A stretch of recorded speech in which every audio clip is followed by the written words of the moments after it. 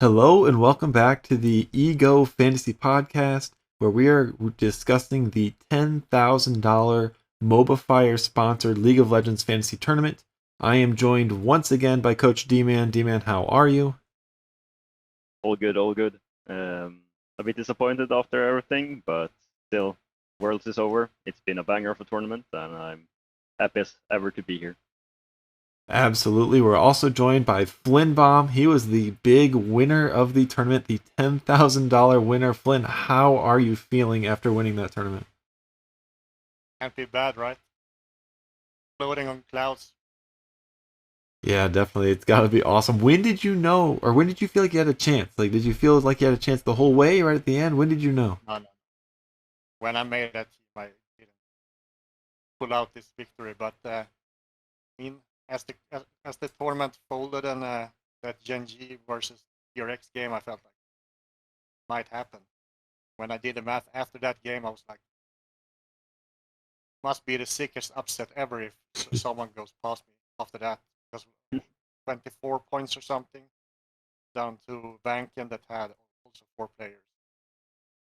Before the finals, I really felt.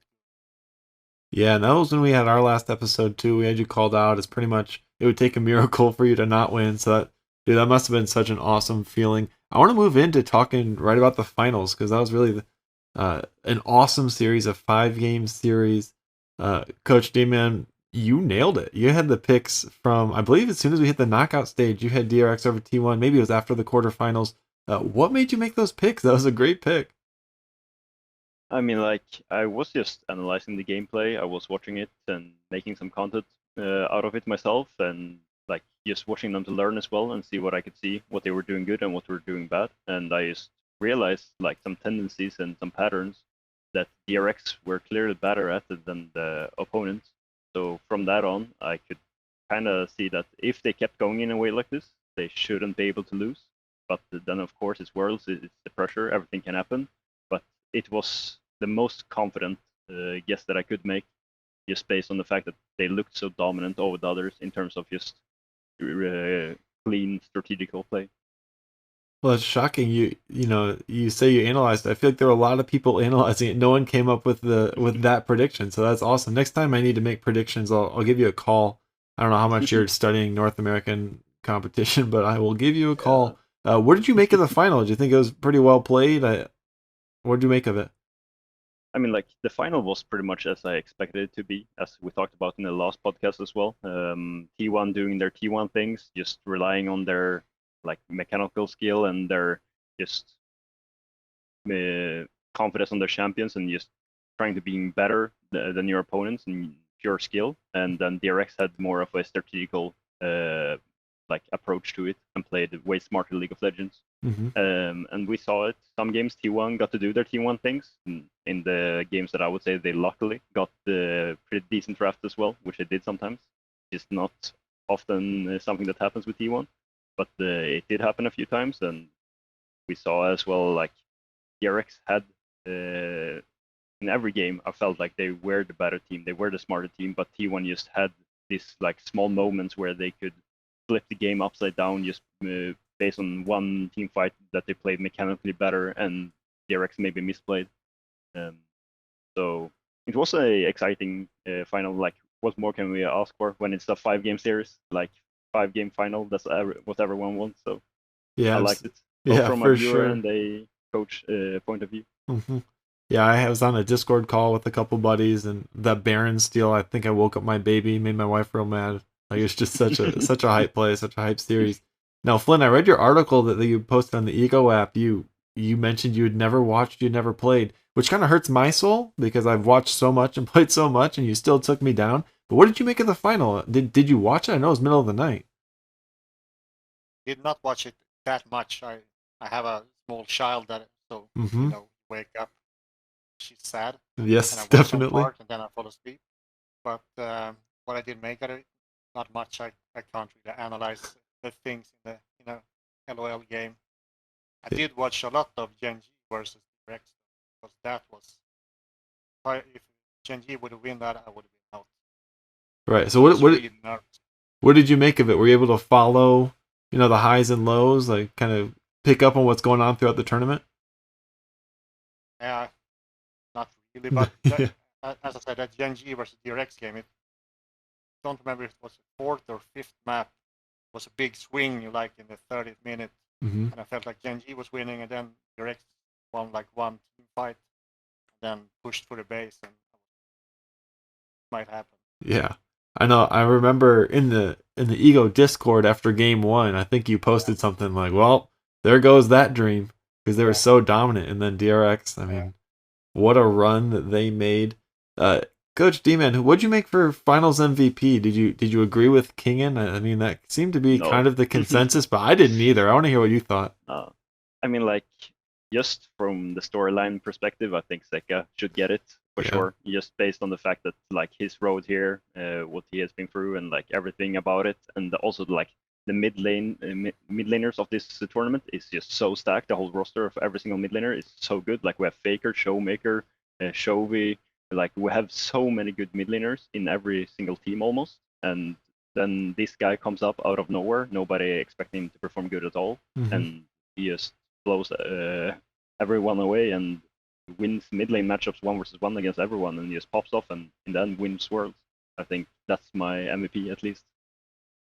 Yeah, I And think he also got the most fantasy points, right? he Out did. of all players. He did. He was awesome in the play-ins. He was awesome in the group stage. He was awesome in the knockouts. I mean, if you had him in all three stages, you were very happy. I know you had him at the end. It was a great pick. Yeah. You also had the guy that I think should have been MVP. I would like to Barrel in that spot just because of what he brought to the team. I thought the game 5 Bard was so wild, and you saw so many memes about how bad he played it with. He did miss every flash Q. I'm not gonna lie, but his ability to one just blow flashes on cooldown, with his ult. Every time he threw out an ult, and then the Varus and the Victor, they had to flash, and then they didn't have that for the fight. I think that was super underrated. I don't think people brought that up. And then in the last fight, he won it because they used everything to try to kill him. They didn't, and then they had nothing for that last fight.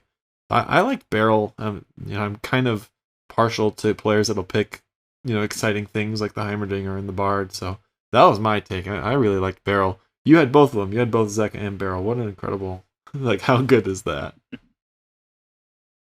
So we want to move into just the fantasy stuff. Coach D-Man, how did you end up finishing, in the tournament? I think I ended up on 44th spot. Just I would have ended up way higher if I actually analyzed the games one day earlier and realized how good dominant DRX actually was. But I had already locked in my roster before I did that, so unfortunate. I went with Gen G and JDG, which I realized right the day after was a big mistake because just how poorly they actually played during sometimes. So we called that out in our last episode that your fantasy lineup had those players, but when you submitted the predictions, you actually had DRX over T1. So yeah, I mean, who knows? You might have finished in second. I mean, you weren't passing Flimbomb, but maybe. No, not that high, but top 10 maybe. I could have made it into. Yep. I finished in 25th. I was 10th after the group stage. I went all in on EDG. They went up 2-0, and then they choked at that reverse sweep, and it was the reverse sweep that made you win, Flynn. So that's congratulations to you. I'm still salty about that game 3. I don't know how they blow that. I'm sorry. Yeah, no, I'm still salty about it, but so Flynn, where were you after the group stage? As I recall, I think it was mid-30s, maybe mid-20s, something around that. Not top 20. Yeah, that's a huge comeback. I know I was, analyzing the lineups. I was in 10th, so I was analyzing the people in front of me. That's how I landed on EDG, even though I really thought Gen G. So I got to know, how much did you believe in DRX? We heard that Coach D-Man really did. Did you believe in them? Was it more of a strategic play? Obviously, back in the 30s, you got to do something that everyone else isn't going to do. Well, I will spoil one secret now, and that's by playing a lot of CS fantasy. We have this thing. We have a lot of players that's really good, and we all hide our lineups, and of course, like 1 minute until deadline. But now, when it was a lot of new players, I guess they maybe not think about this. And when I analyzed everyone's team, I think they're real teams. Then I saw everyone. And I was like, I can't pick. Really can't. I want to win. So saw what everyone else had and did the maths correct. One was my chance. I went with that. Did not believe in it, Yeah. not at all. But number 1 or number 100, winner takes it all, doesn't matter. Yeah, that was something that we had brought up. Like, there's no prize for second place. There's no prize for top Exactly. 10. So you got to go for it. Yeah, I know. I got bit by someone changing their lineup last second. I put in a phony lineup myself. I had the same thought, but someone else switched to one that was very similar to mine. So I think even if everything went perfectly for me, I only would have ended up in second. Do you have any tips? This is for either of you, D-Man, maybe. Any tips for upcoming league tournaments? I know there's hopefully we'll have some, at least MSI, hopefully something before then. Any tips for people who are new to it? I mean, first with your money, don't spend a lot of money on support. Don't spend a lot of money on jungler. Really save on those roles. Put all your money in a top, bottom, mid basket. Mm-hmm. That's where the points comes from. So save money in supporting jungle and put money in the other.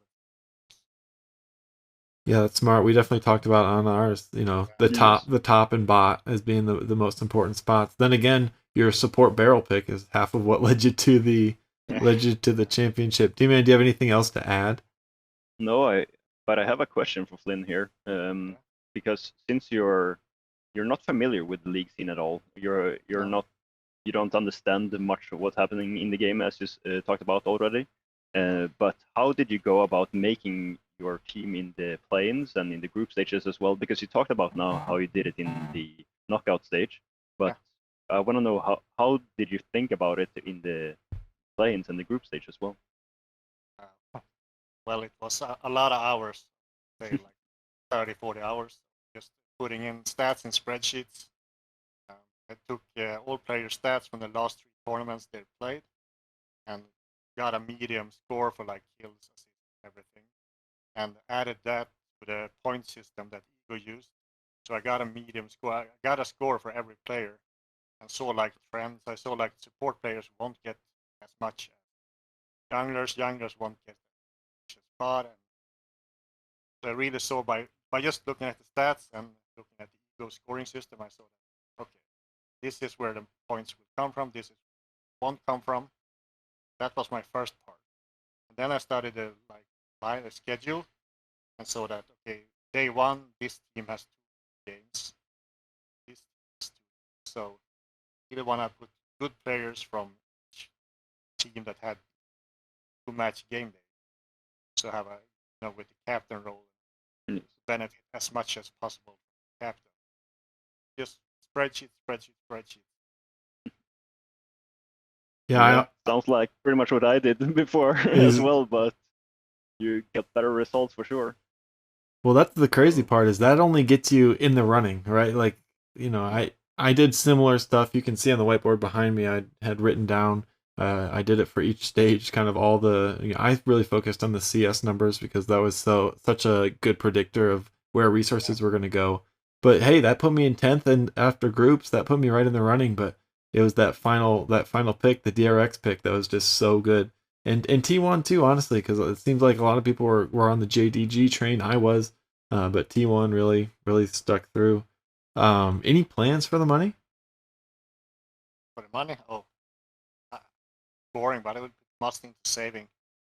But no, it's crazy times. Of course.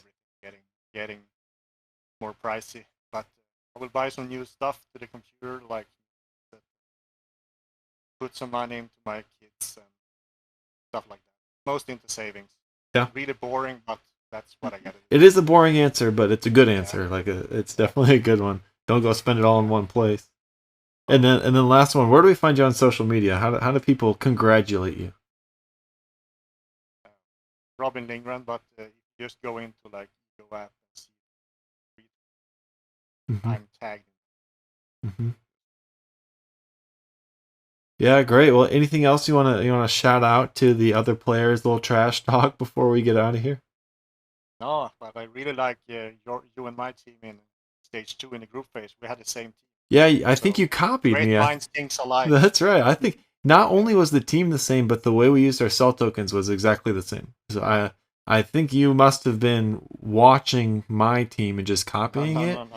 I guess I mean let's fix that. You were the winner clearly, so clearly I was copying you. That's the only Yeah. answer. Our spreadsheet analysis came out the same.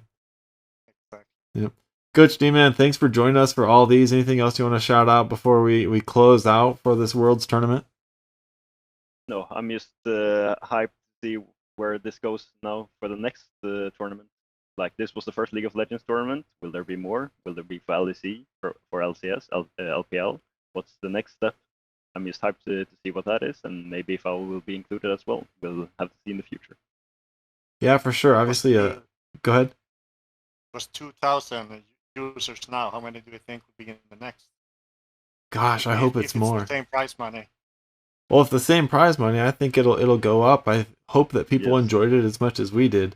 Obviously, kind of a passion of mine. I have a whole podcast just talking about Fantasy League of Legends. So this is such a cool thing, cool opportunity to just talk about it. I mean, that's my whole thing. Of course, I focus more on NA, just kind of where I am and where my fandom is. But yeah, I hope we get more. I'll be pushing for it for sure.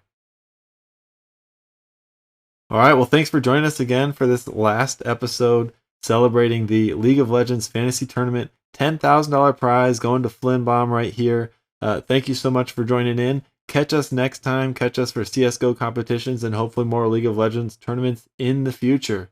This is Pistons Wish and Coach D-Man and Flinnbomb signing off.